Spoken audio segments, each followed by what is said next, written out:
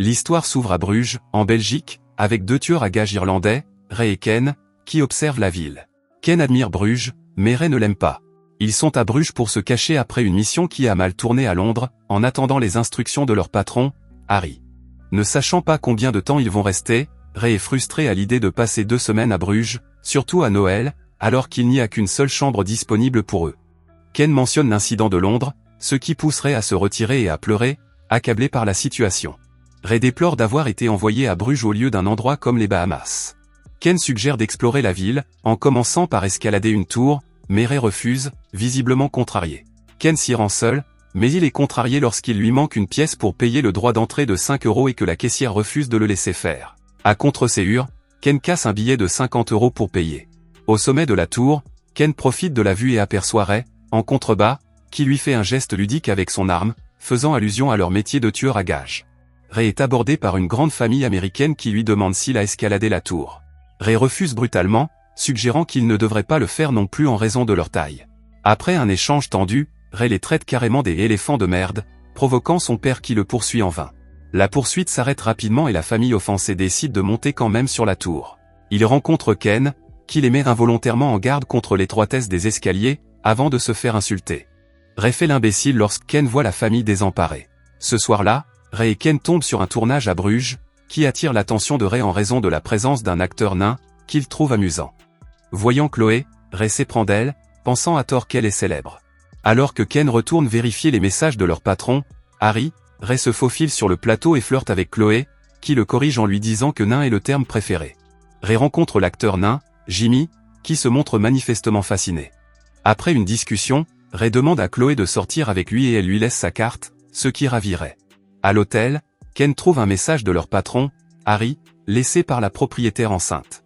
Harry est en colère à cause de l'appel manqué et utilise un langage fort dans le message. Ken, gêné, décide de dormir. Ray revient, bruyant et impatient de raconter sa soirée et son prochain rendez-vous avec Chloé. Malgré son envie de dormir, Ken écoute et raconte à Ray le coup de fil de Harry, acceptant d'attendre un autre appel pour permettre à Ray d'aller à son rendez-vous, en échange d'une visite touristique ensemble. Leur interaction montre l'affection paternelle de Ken pour Ray, bien qu'aucun des deux ne l'exprime ouvertement. Ken et Ray visitent une ancienne église, dont Ken explique la signification historique, suggérant que toucher une partie de l'église pourrait être comme toucher quelque chose de divin. Ken suggère que c'est peut-être l'occasion pour Ray de se racheter de ses erreurs passées. Ray, peu intéressé ou peu désireux de s'engager, s'en va, laissant Ken déçu. Dehors, Ray aperçoit Jimmy de l'autre côté de la rue, le salue avec enthousiasme, mais est ignoré, ce qui l'agace. Dans un flashback sur l'incident de Londres, Ray, dans un confessionnal, avoue à un prêtre qu'il est un tueur qui tue pour de l'argent. Il dit bêtement vous au prêtre et lui tire dessus. Lorsque le prêtre trébuche et tombe, révélant un petit garçon avec une tragique blessure par balle, il devient évident que l'une des balles de Ray a accidentellement tué un enfant qui priait dans l'église. Le petit garçon, dont les intentions innocentes étaient écrites dans un mot, meurt, marquant une erreur troublante. Cette grave erreur est la raison pour laquelle Harry a envoyé Ray et Ken à Bruges et tourmente Ray avec une culpabilité et un chagrin profond. Au cours du dîner, la conversation entre Ray et Chloé devient d'une franchise inattendue, Ray admet être un tueur à gages et Chloé révèle qu'elle vend de la drogue sur les plateaux de tournage. Ni l'un ni l'autre n'est gêné par le travail illicite de l'autre. Le manque de tact de Ray se manifeste lorsqu'il insulte Bruges, la ville natale de Chloé, et fait une blague insultante sur la Belgique. Au lieu de s'offusquer, Chloé se plie au comportement brutal de Ray. Lorsque Chloé se rend aux toilettes, un restaurateur voisin, déjà agacé par le fait que Chloé fume, fait des commentaires sur le fait qu'elle est incroyable. Ray confronte un client qui se plaint que Chloé fume, en lui faisant remarquer qu'il se trouve dans une zone fumeur. La dispute s'envenime, aborde la politique et les suppositions sur la nationalité, et conduit Ray à confronter physiquement l'homme et sa petite amie. Lorsque Chloé revient et voit l'agitation, les deux quittent le restaurant ensemble.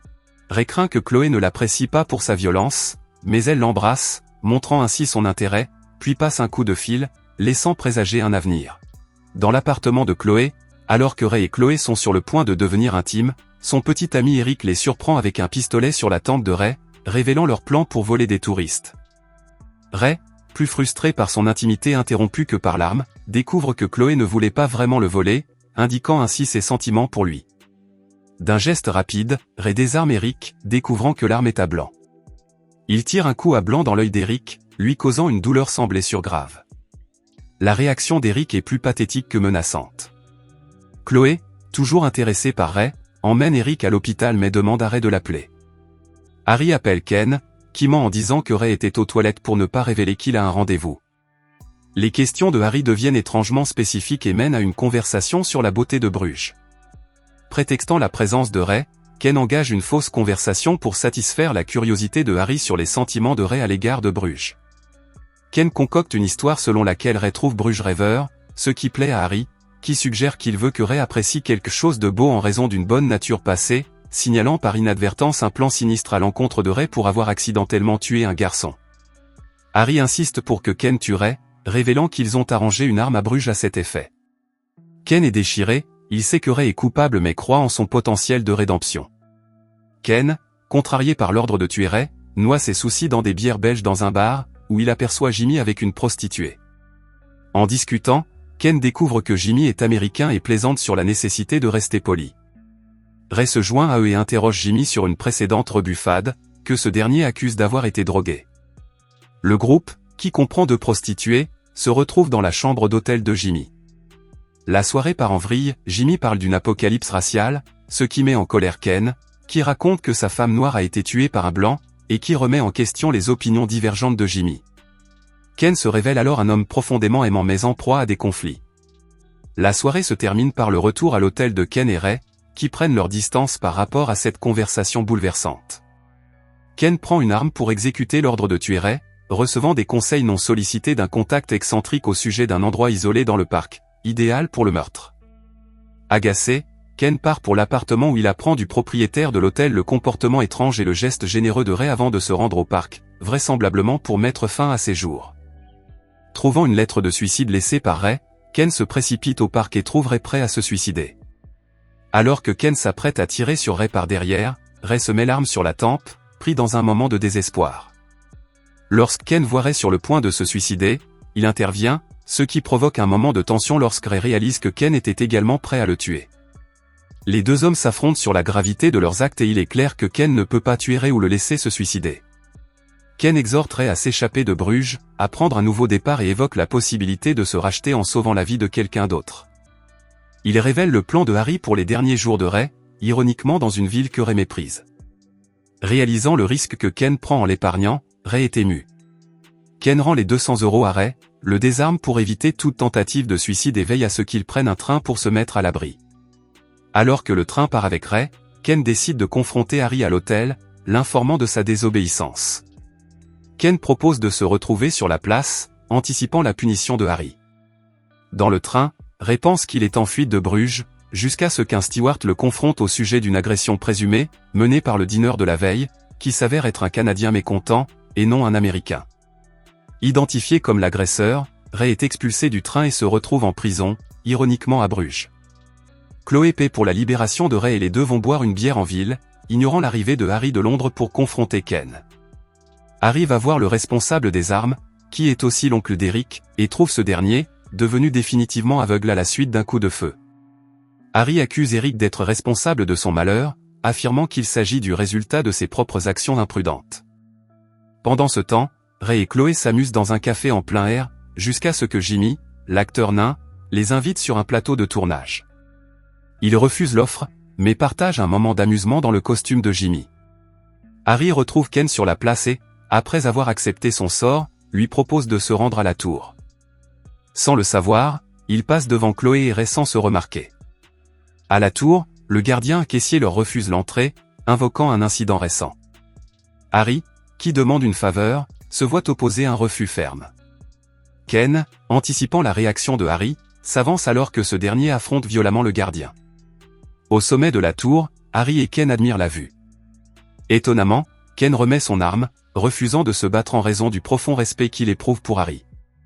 Harry, ému par les paroles de Ken, déclare qu'il ne peut pas lui tirer dessus maintenant.